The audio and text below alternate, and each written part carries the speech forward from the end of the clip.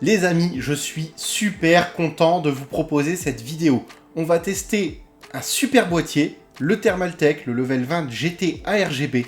C'est un boîtier qui est tout à fait dans l'ADN de la marque. Il est grand, il est lourd en termes de poids. Il est très bien fini. Les boîtiers Thermaltake, attention, c'est une finition et une qualité d'abord. Facile à monter, enfin, il y a plein de choses que vous allez découvrir pendant la vidéo. Et en plus, restez bien jusqu'à la fin parce que je vais vous expliquer comment tenter de le gagner. Parce que c'est bien beau de vous le montrer, mais celui-là, vous allez pouvoir tenter de le gagner. Et oui, peut-être booster votre setup avec un beau boîtier dans lequel vous pourrez vous faire un magnifique water cooling custom, de quoi bien finir l'année, quoi. Allez, c'est parti, on attaque.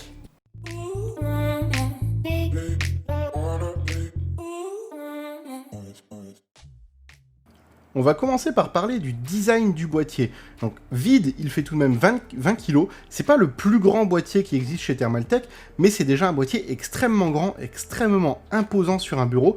Mais en contrepartie, on a des matériaux qui sont vraiment d'une qualité exemplaire, comme toujours chez eux, et énormément de possibilités d'assemblage. La face avant du boîtier attire l'œil directement. Une grande plaque en verre, de l'aluminium argenté de chaque côté, c'est très design. Mais le flux d'air n'est cependant pas du tout négligé, malgré le fait que l'avant soit au final quand même très fermé. On va avoir de chaque côté de la vitre un léger espace juste avant les bordures arrondies métalliques, qui va permettre en fait à l'air de passer. Ça paraît peu, mais c'est largement suffisant pour offrir un flux d'air optimisé pour le refroidissement de votre setup. On voit d'ailleurs que la vitre, je vous le signale tout de suite, est collée à la façade avant. La vitre ne s'enlève pas indépendamment, il faudra enlever toute la façade pour qu'elle vienne. C'est du métal sur le côté, ce n'est pas du plastique, je vous parlais justement des matériaux qui étaient de très bonne qualité, on retrouve le logo Thermaltake en bas en pleine façade, sachant que derrière il y a deux énormes ventilos qui, on le verra plus tard, sont RGB.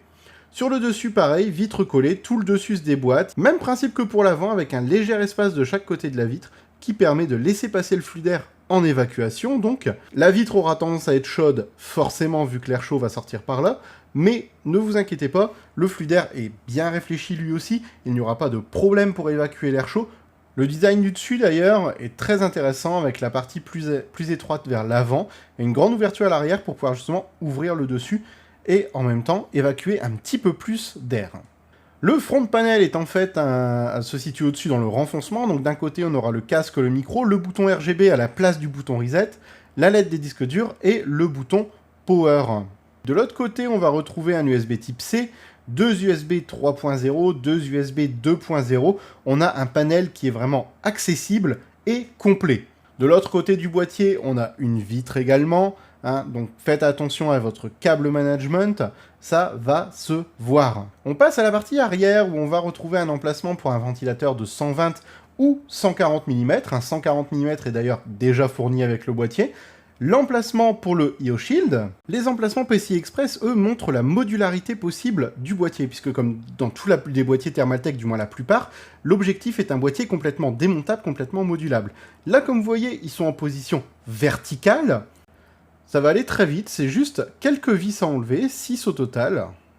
Il suffit de retirer les 6 vis à l'arrière, la plaque de maintien des périphériques PCI Express, on déclipse, on tourne, on reclipse, on vient refixer forcément la plaque pour masquer, on remet les vis, c'est tout simple. Et on remarque qu'à côté d'ailleurs, en nid d'abeille, il y a une entrée d'air pour la carte graphique, quand elle est en position verticale, pouvoir tout de suite amener de l'air frais directement dans ces ventilateurs, c'est très bien pensé.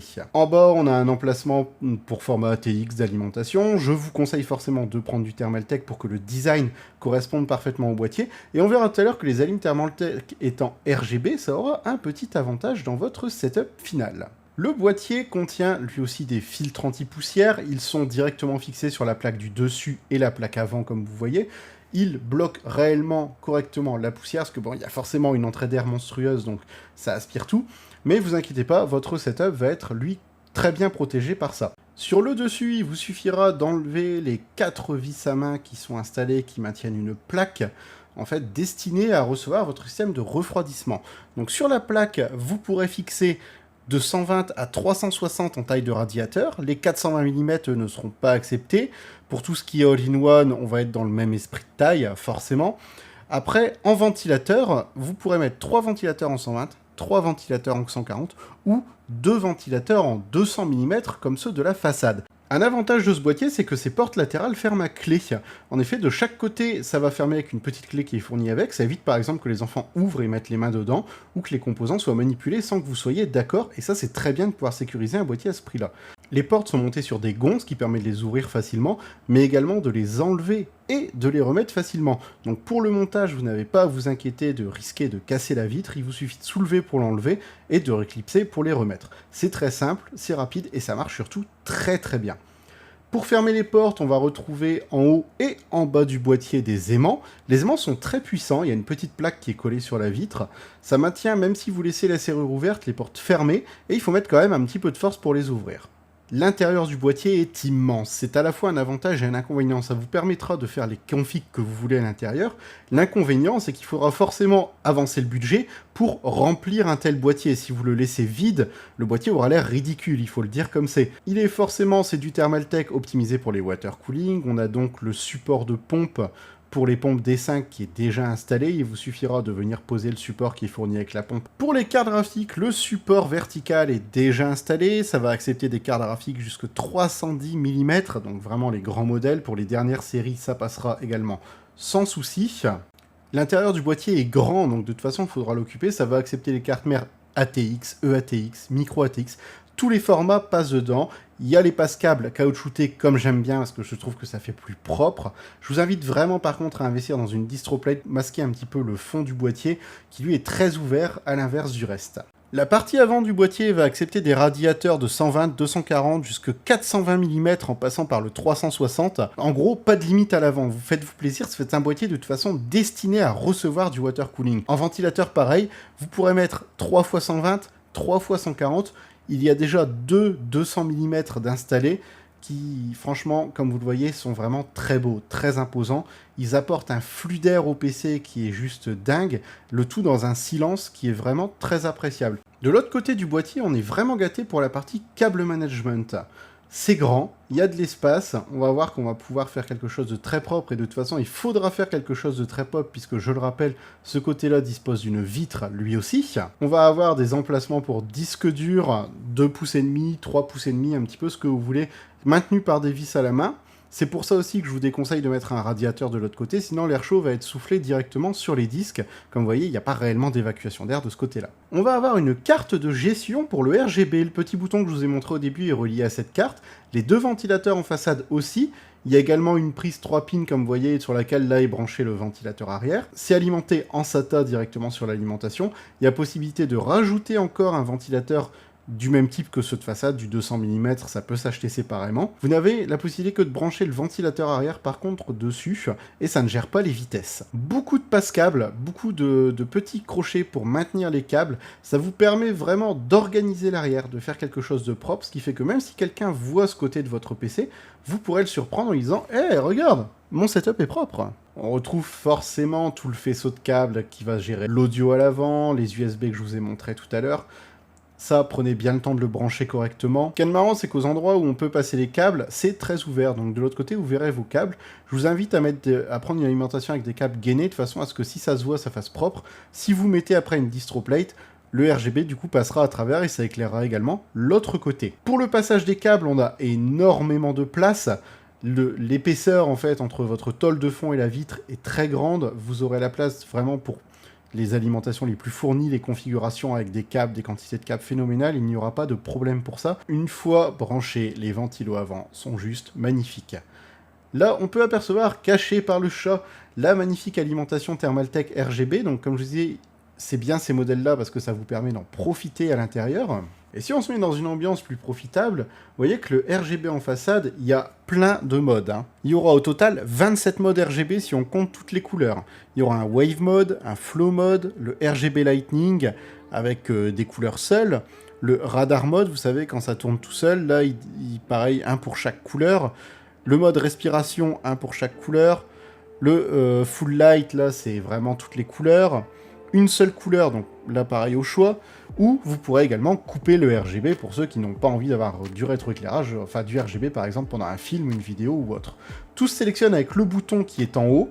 Vous pouvez également faire un branchement sur votre carte mère, c'est compatible Asus, MSI, ASRock, un petit peu tout le monde, et du coup vous auriez tout votre setup de synchroniser, ce qui est très sympa également. Je vous laisse en profiter un petit peu.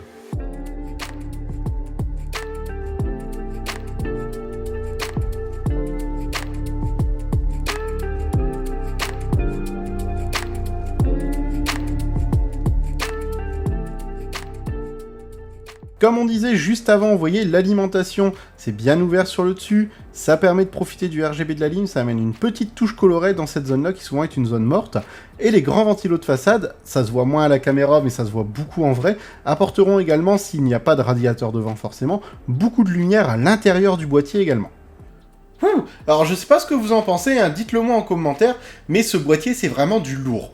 Rien que l'idée de la plaque au-dessus pour l'assemblage facile, l'intérieur hyper spacieux, les possibilités de RGB à l'avant, les vitres absolument partout, il est extrêmement bien conçu. Moi je vous propose de le gagner, c'est très simple, ça se passe en description, il y a un lien avec le concours, vous allez dessus, tentez votre chance, suivez les réseaux sociaux pour participer, hein, il faut suivre Instagram, Facebook, Twitter, suivez les réseaux de Thermaltake également, vous allez voir, de toute façon, ils font plein de beaux produits, si vous commencez à essayer, vous allez devenir accro comme moi.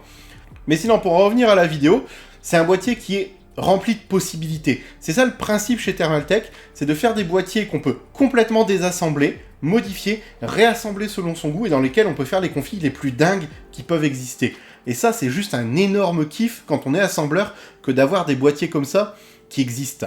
C'est vraiment ce qui fait qu'on aime monter des PC, en fait, tout simplement. Faites attention si vous ne le... Alors, si le concours est terminé, je suis désolé pour vous, vous inquiétez pas, il y aura d'autres concours, hein, pas de panique. Abonnez-vous à la chaîne, comme ça vous serez informé des sorties vidéo et du coup des autres concours. Si jamais le boîtier vous intéresse et que vous ne l'avez pas gagné, moi je vous mets le lien de Amazon sous la vidéo. Pourquoi ? Parce qu'il est quasiment 100 € moins cher sur Amazon que sur LDLC ou chez les autres. LDLC de toute façon sont connus pour être trop chers sur ce type de matériel. Mais si réellement vous voulez vous faire une config dans un boîtier comme ça, comme je disais dans la vidéo, il faut bien que vous ayez conscience qu'il va falloir investir dans le matériel. Si c'est pour mettre un water cooling AIO et un ventilo supplémentaire, ça sert à rien. Votre boîtier, il va faire vite, vous allez avoir un grand boîtier, ce serait comme avoir une immense bibliothèque devant vous avec 2 livres dedans. C'est complètement inutile.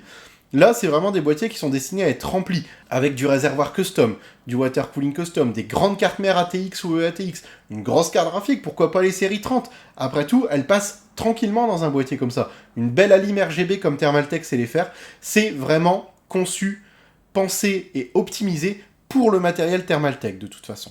Voilà. En tout cas, si le concours est encore actif au moment où vous regardez cette vidéo, moi je vous dis bonne chance à tous parce que c'est vraiment un très beau lot qui est à gagner cette fois. Le boîtier est vraiment magnifique et j'espère que celui ou celle qui va le gagner m'enverra une photo quand il aura mis son setup dedans parce que ça va être vraiment très sympa.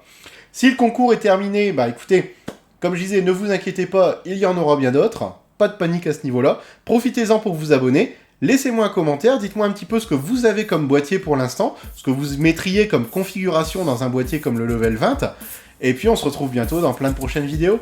Ciao!